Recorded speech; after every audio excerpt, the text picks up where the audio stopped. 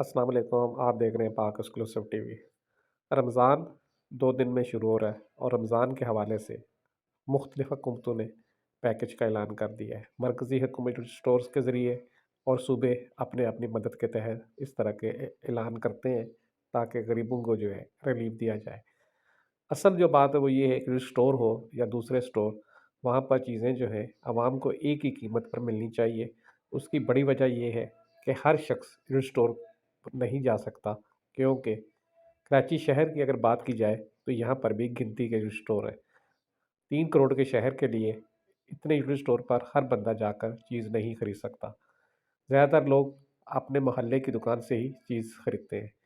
हुकूमत जो कीमत मुकर्रर करती है, वो बड़े स्टोर पर तो फिर भी अमल दरामद हो जाता है, लेकिन जो आम गली मोहल्ले स्टोर है, वहाँ पर जो है, ये वो कीमत वसूल नहीं की जाती। अभी सिंध हुकूमत ने इजलास किया और कहा कि 34,000 से कम लोग जो है, उनको रिलीफ दिया जाएगा। लेकिन जो बाकी हैं, उनको क्यों नहीं रिलीफ मिलेगा? असल बात ये है कि 2 किलो चावल, 10 किलो आटा, 2 किलो घी देने से रमज़ान का मसला तो हल नहीं होगा, ना ही हर आदमी का मसला हल होगा। ये चीज़ें किसको मिलती हैं और कैसे मिलती हैं, इस हवाले से एक अलग वीडियो बनाई जा सकती है। असल जो बात है वो ये है कि सिंध हुकूमत ने जो इस वक़्त रेट मुकर्रर किया है, क्या उस पर जो है कराची में हर जगह चीज़ मिलेगी?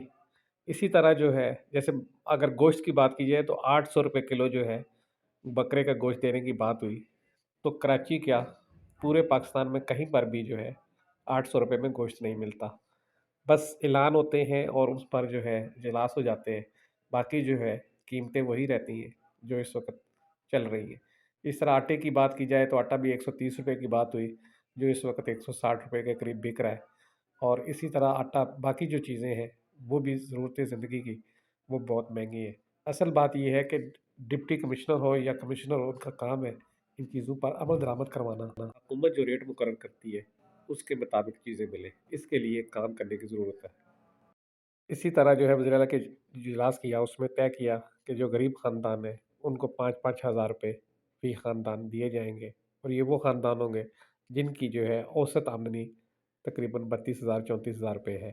और आप अगर बात की जाए तो इस वक़्त अक्सरियत जो काम करने वाले मज़दूर हैं, उनकी तनख़्वाह 25-30 हज़ार ही है। लेकिन अब इनमें कितने लोगों को ये पैसे मिलते हैं और कितनों को नहीं मिलते, ये एक अलग सवाल है। ज़रूरत इस बात की है कि हुकूमत अपने रेट को बरकरार रखते हुए हर शख्स को रिलीफ दे और इस हवाले से जो ज़रूरी काम है, वो करे। वीडियो देखने का शुक्रिया। अगर आपने मेरे चैनल को सब्सक्राइब नहीं किया तो ज़रूर करें। वीडियो देखते रहें पाक एक्सक्लूसिव टीवी पर। बहुत-बहुत शुक्रिया। अल्लाह हाफ़िज़।